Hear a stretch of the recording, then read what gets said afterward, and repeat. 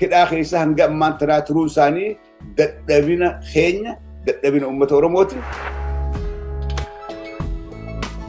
Nagaynilleen buucaa wajjin tola yookaan jirmaa wajjin tolaa jette Oromoon.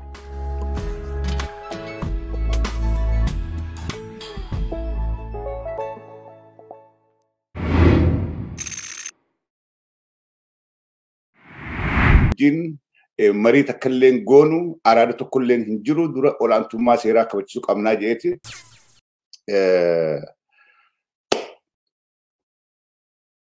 Dhaachaa ture. Arra garuu eega misaa baqatee hoteelota deemee ganda keessa buluu eegaleen booda araara fudhatanii jiranii mootummaan Itoophiyaa nu araarsaadhaa warra TPLF wajjin haala kanaan baduu keenya Abiy Ahmed beeta mangistii buluu hin dandeenyeeti manguddoo itti ergatanii manguddummaadhaan araara kadhachaadhaa jiran. Araara nu araarsaadhaa jiraachuu dadhabnee jirra nutti ulfaatee jira akkanaan Itoophiyaan diigamuudhaaf deemte. Araara ergatee kadhate maantana warra mootummaadhaati Abiy Ahmed kan afaanuma dheengadda dhaadachaa tureen afaanuma dheengadda lakkii araaran feesisu araaran goonu jechaa tureen arraan tana miilarra kufee manguddootti ergee nu araarsaa nuti waliigaluu dhaqamnaa je'ee waywachaadhaa jira arraan tana araarri eegalee jira jechuudha. Iddoo haasa'uu eegalanii jiran. Garuu araarri kun ni ta'a hin ta'uu sadetichi deemnaa anteenyaan keessaa qabadhan maantana Oromoodha. Nuti Oromoon maal godhu jirra gaa torbaan lameen dabre kana harka dhawaadhaat turre harka tumaadhaat turre warri miidiyaatis waa'ee warra kaabaa wal nyaatu diineen Oromoodhaa lameen harka dhawaadhaat ture gabaasaadhaat ture xiinxaltoonni keenyaas waa'ee lola Tigreedhaa fi Amaara hedduudhaa xiinxalaadhaat turanii yaadaas kennachaadhaat turanii gabaasaadhaat turanii garuu mooraan teenya hoo maal fakkaatti mooraan qabsoo Oromoodhaa hoo sadarkaa kamirra jirraa nuti hoo maal godhu jirraa maal eeggachaadhaa jirraa asirraa hin xiqqoo waan ciccimtochuu barbaada deebisee arraan tana hayyoonni Oromoodhaa kan mana hidhaadhaa keessiiran haala kamirra jiranis waan jiru nin dubbadhaa wanni amma Oromoo addunyaa guuturra jirtu dhiphisaadhaa jirtu rakkina hidhamtoonni keenya kabiyya keessa jiru. Jowaar Maammaffaan Baqqalaa Garbaa fa'aan akkasuma hidhamtoonni hooggantoonni adda Oromoodhaa keessa jiranitu nama keenya dhiphisaadhaa jira. Achirraas xiqqoo wahiin ja'a. Okay. Qabsoo karaa nagaa tan Oromoon godhaadhaa jirtu tana qabsoo karaa nagaa. Arra waan garii dhugaan isitti maa ta'uu isaa dhageeffadhaa. Dhugaan isitti waan garii qabsoon karaa nagaa tan itti amannee godhaadhaa turre qabsoon karaa nagaa tan Jowaar Maammaffaan itti mana hidhaa jiru qabsoon karaa nagaa tan Baqqalaa Garbaa yeroo 9-10 itti hidhamee ammaas mana hidhaadhaatti jirtun qabsoon karaa nagaa tan hayyoonni keenya durirraa qabanii bara Hayila Sillaas irraa qabanii irratti wareegamaadhaa irratti fannifamaadhaa ta'untuni Itoophiyaa keessatti ni hojjetti waan jiru uummanni Oromoodhaa waan takka jala muree beekuudha qaba. Waan takka dhugaa jirtu namni osoo dhugaa ilaalee arguu hin sobu. Itoophiyaa keessatti miti Afrikaa keessatti qabsoon karaa nagayaa hin dalagdu. Nagaynilleen buucaa wajjin tola yookaan jirmaa wajjin tolaa jette Oromoon.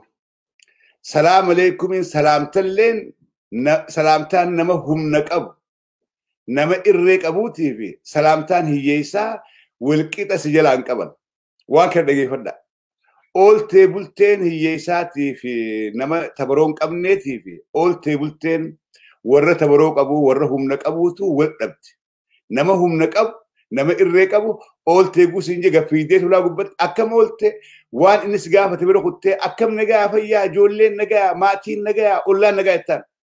Yoo hiyyeessi yookaan namni tabaroo hin qabne dhufee Salaam alaikum sinje walaikum salam osoo jaawuchi laal tuffiidhaan deeftaaf namni humna hin qabnee fi namni humna qabu walqixa salaamtaa nuu jalaaf hin deebitu.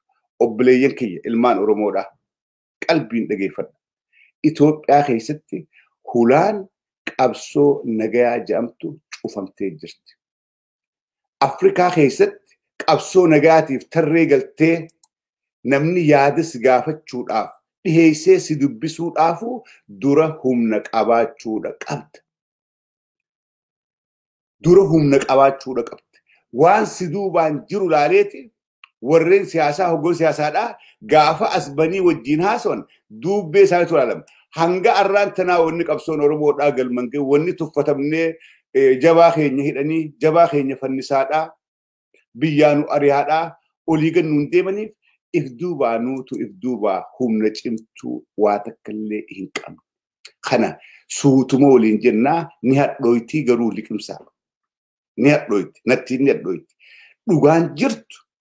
dhugaan jirtu nama humna hin qabne nama irree hin qabne nama hidhatin ummata humna hin qabne kabajaan qabu arra Itoophiyaa keessatti Tigree maaltu kabajaatti godhe Amaara maaltu kabajaatti godhe eega TPLF kaatee maqaa jijjiirama qabsoo Oromoodhaatiin qabsoo qeyroo fi qarree kanaan dhufee jarri nafxanyaadhaa dubbiin tun galteetiif dura ummata keenya humneessuu qabna dura ummata keenya hidhachiisuu qabna ummata Oromoodhaa kanaa wajjin chaalenjiin dandeenyu dura mataa qaqqabannee nama keenya haa hidhatu jeete gaddeebi'anii lammii Amaaraa tan Oromiyaa keessa jirtu guutuu hidhachiisanii dhoysaadhaan charchii keessatti qawwee guuratanii meeshaa adda addaa guuratanii nama isaanii dhoysaadhaan bakka hundatti qawweetti hidhanii hidhachiisan jechuudha. Dhageeffadhaa waan kana qalbiidhaan hidhachiisan. Amata 3 dabre kana jarri Amaaraa wanni godhaadhaa ture nama isaanii bakka jirutti alaa fi keessaa abbootiin qabeenyaa hundi hidhachiisu. Warri Tigraay ama 27 wanni godhaa turan biyya isaanii guddisuudhaa fi meeshaa waraanaa baranee Tigraay keessatti kuufachuudha dalagaadhaa turan.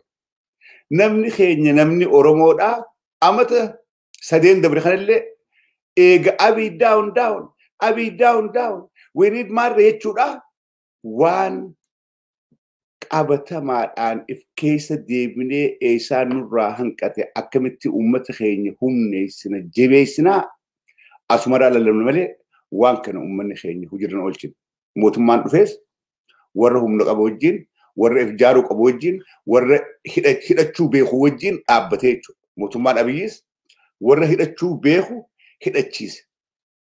Namni keenya arra harka ola jira dhiyeenya kana gaafiin kaatu maaliif yeroo miidiyaaleen addunyaadhaa hundinuu waa'ee Itoophiyaadhaa gugabaasan saboonni maqaa dha'uman lameen saba Amaaraatii fi saba Tigreedhaa qofaa akkamitti qeeroon teenya qarreen teenya tan dhiiga gannayxee kumaantamaan wareegamtee jijjiirama kana fidde akkamitti miidiyaa addunyaa gubbatti maqaan isaa illee dha'umuun hanqate waan jiru.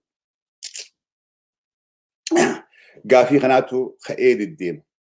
Nutilleen gaafii kana walitti dhufnee akka rogeeyyitti wal gaafannee maaliif maqaan keenya miidiyaalee addunyaa keessaa hanqatee maaliif dhagama dhabnee jennee waan kana itti deddeebinee irratti marannee jirra.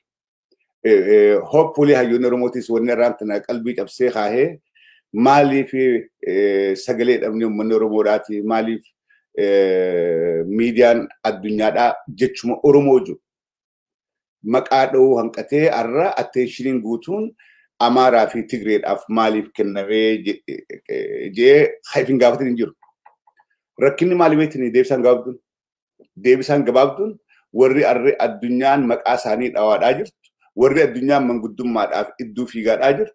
Warreen hidhatee qawwee qabu. Warreen hidhatee humna qabu. Warreen yoon hin dubbanne tarkaanfiidhaas fudhachuu danda'u. Warreen san arra miidiyaaleen addunyaadhaa hundi Tigraay region, Amaaraa region, Itoophiyaas central government, Itoophiyaas Tigraay state jedhaniiti wanni miidiyaan hundi maqaa isaa jedhamuuf warri Tigraay hidhatee jira qawweedha qaban meeshaa gurguddaadha qaban yoon dhagamne meeshaa dhukaasaniitiif dhageessan tarkaanfii fudhachuu danda'an waa miidhuu danda'an warreen waa miidhuu kana karaa tolaatiin iddoo seennee waliif fayyifnu malee biyyaa diigamaa biyyaatu badaa. Oromoon garuu biyya diiguu hin dandeessu, biyyaas jaaruu hin dandeessu. Isaan maaliif? Kana maaliif taane? Oromoon qabsoo karaa nagaati osoo jennuuti qabsoon karaa nagaa waan humna malee yookaan irree malee taatulu fakkaateeti qabsoo karaa nagaa guutu fudhannee harka duwwaa hangammaan tanaa abdii qofaan jiraachaadhaa ture. Wanni dhiyeenya kanallee wanni dhiheenya kanallee baroota sadeen dabre kana deemaadhaa ture mooraa Oromootii fi mooraa diinan keenyaa keessatti garaagarummaan nuti qabnu takkittuma kana. Wanni arraan tana nutti mul'achaa jiru kunis dhugaan arraan tana nu hundinuu nutti hadhooytee galliqimsinee osoo nun taane harkaadhaa jiru tun dhugaan miidiyoonni keenya gabaasaadhaa jiran waa'ee Tigraay, waa'ee Amaaraa, daangaa Amaaraa, uummata fannoodhaa, uummata dilli jennu kuni dadhabina keenya kakaleetiis if keessa beeynee liqimsaadhaa sheenaadhaa fi eegeen gawwala jedhimi akkasi jira. Amma hoo furmaanni maali? Amma hoo ta'ammaa tana furmaanni maali? Yoo akkam taane keessaa bahuu dandeenye. Dhageeffadhaa. Mucaan tokko itti afaan tokko waan takka dubbate. Uummanni tokko bilisoomuudhaaf dammaquudha qaba. Uummanni dammaqe jaaramuudha qaba. Uummanni jaarame hidhachuu qaba. Uummanni sun bilisummaadhaaf qophiidha. Dammaqina ijaarsa qabaachuu hidhannoo qabaachuu. Waan kana hayyoonni keenya durirraa hidhaamaadhaas kennu. Arra garas jiramti. Jarri kun yoo araarame TPLF fi ergamtoota TPLFiitu araaramuudhaaf deema. Araarri isaaniitii fi waldhabbiin isaanii nu laallata. Oromoon qooda keessaa qabdi akka Oromootti. Qabsoon Oromoodhaa keessa maqaa dhamaa jirti. Gaafiin Oromoodhaa ta'e isaan araaramuudhaan yookaan araaramuu dhabuudhaan deebitu yookaan haftu ni jirti. Takka illee ni jirtu. Isaan waliif fayyaniidhaaf. Gaafiin Oromoon amata 150 gaafachaa turte kan Oromoodhaaf deebi'uudhaaf deemtu hin jirtu jechuudha. Isaan wal dhabaniidhaaf gaafiin teenya taaftu hin jirtu maaliif? Isaan waan irra wal dhaban ifiifuu nuyi. Kanaafuu namni keenya akkamitti humna taana waan jiru arraan tana mana Oromoodhaa hunda keessatti ajandaa ta'uudha qabdi. Yoo hiriiraatti nurraa nafa marsaa kun meeqa yaama? Yoo wareegaatti nurraa hin hafne kumaantamaan wareeyne kuma dhibbaantamaan wareeyne yoo hidhaatti arra manneen hidhaa Itoophiyaa keessaa guutaniiti manneen barnootaa gadaa Abiy Ahmed jalatti manneen barnootaatu mana hidhaadhaa ta'aniitti jiranii jechuudha. So mee wanni Oromoon hin godhin maal ture? Oromoonni wareegamin immoo ni hidhamin immoo biyyarraan aramin immoo ni salphatin immoo maal ture? Wanni hafe takka illee hin jirtu. Wanni nuu hafe Oromoon akkamittiin ifumneessa jee ifit deebi'ee qa'ee Oromoodhaa hunda keessatti waraanni yoo hin jaaramne uummanni Oromoodhaa kabajaa qabaachuudhaaf hin ta'u. Kanaan dhaabbata. Qa'ee Oromoodhaa hunda keessatti Oromoon bakka jirtu hunda gabrummaa jalaa bahuudhaaf if jaaruudhaan qaba. If humneessuudhaan qaba jettee yoo kaatee hin hojjenne furmaanni hin jiru. Arraata mee wanta kaasii gaafa Haayile Sillaaseedhaa shikoos tokkooni qotee bulaa Oromoodhaa nama 500 if dura buusee shikoos tokkoon deemaa ture Amaarri. Shikoos tokkooni nama 500 if dura buusee deemaan qawweedha qabaa. Qawweedhaan nu duuba deemaa qawwee takkitti nam tokko harka micciiree sila harkaa fuudhee isaa lafaan dha'uu danda'u sodaadhaa fi saayikolojiin keenya lakkii mohamnee jirraa qawween tun nu jeesuudhaa deemti namni tokkichi kun nuu 500 kanarra ni caalaa janitti amananii qawwee shikoos tokkoon nam kun tokkoon deemanii jechuudha. Arra waan kanaatu natti mul'achaadhaa jira. Akkamitti jaadha? Keessattuu torbaan lameen kana waan kanaan nama mul'achaadhaa jira. Akkamitti? Arra waraanni Abiy yeroo karaa kaabaa ol deemee jiru Oromiyaa keessa milishaa hanga xiqqaa tokko gadhiiseeti. Baadiyyaa mana barnootaa magaalota xixiqqoo hunda keessatti namni keenya qeeroon kumaantamaan walirra tuulamtee mana hidhaadhaa jirti. Namni keenya dhaqee qe'eesaa keessaa mana hidhaa kanaa ijoollee dargaggaasaa jechuun dadhabeeti arraan tana warra kaabaatiif harka dhohinaa jechuudha. Ammallee saayikolojiin keenya gaafa Haayile Sillaaseedhaa yaadaadhaa ture. Achuma jira. Jarri kun nu mo'atee jira dafneeti mo'amna. Yoo akkas hin taane qa'ee teenya keessaa manneen hidhaa mana barnootaa keessatti ijoollee isin bante ilmaan keessan keedhamee taa'u achi yaatanii hidhaadhaa yaafachuun bar ta duraati. Waan silaatuun waan walitti himuu qabnu waan kana godhaa san godhaa jennuu miti. Qa'ee tee keessatti barattoonni ilmaan kee ijoolleen tee hidhamtee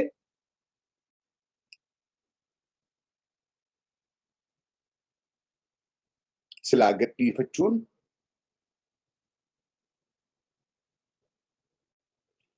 dirqamni sun koomataati. Warreen ergamtoonni OPDOdha. Osoo qa'ee isaanii keessatti dhiyoo tana wantaan dhagee nama tokko nama OPDOdha. Hoggana OPDOdhaati. Garuu mucaan isaa mana hidhaadhaa jira. Mucaa isaa baasuu hin danda'u. Inni hoggana OPDOdhaati. Mucaan isaa mana hidhaa jira. Mucaa isaa baasuu hin danda'u. Inni garuu mootummaadhaaf hojjetaa. Badhaadhina faarsa. Mucaan isaa istuu mana hidhaa jira jechuudha. OPDOdhaatis bakka jirtu ilaala. Maal godhaa jirraa? Maal faayidaa? Maaliif addunyaa tana gubbaa jiraannaa mee if gaafadha. Osoo qa'ee teessan keessaa ijoolleen daa'imni mana hidhaadhaa jirtu isin mootummaadhaaf hojjenna bu'uu ifiin jettan akkamitti if laaltanii mee if gaafadha. Akkasii har'a hidhamtoonni keenya mana hidhaa keessaa rakkatu kun yoo wareegaman dadhabbina irraan deebi'a. Dadhabbina uummata Oromoodhaatiin malee jabina diina keenyaatiin miti. Dadhabbii ilmaan Oromoodhaatiin malee jabina diina keenyaatiin miti. Kan akka gaaritti wadha. Booda eega wanti taasisaati sheeruunii lafa kaanee fiiguun waa takka illee bu'aan qabdu. Waa takka illee. Yooni mana hidhamuun isaaniitu hidhamuun isaanii dadhabina Oromooti. Hidhaa keessaa hanga ammaan tanaa turuun isaanii dadhabina keenya dadhabina uummata Oromooti. Yoo achitti wareegamanis boodarra kaanee fiinnee wareegamtoota goota keenya jedhee faarsuudhaa miti. Har'a osoo lubbuudhaan jiranii hidhaa sanii yaasisuu danda'uudha qaba.